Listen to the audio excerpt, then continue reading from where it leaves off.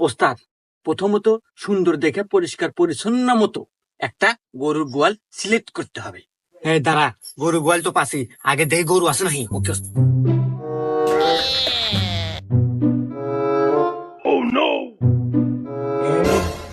গরু আছে, গোয়াল ঘর তো পেলে আমি। এখন দেখ তারপর কি আছে। তারপরের কাজ ওস্তাদ, 100% খাঁটি হালাল সরিষার তেল লাগবে। তারা এই যে খাঁটি সরিষার তেল নিয়ে আসি। হ্যাঁ, তারপর তারপর তারপর হচ্ছে এটা পরিপূর্ণভাবে সারা শরীরে ভালোভাবে মালিশ করতে হবে। আচ্ছা, মালিশ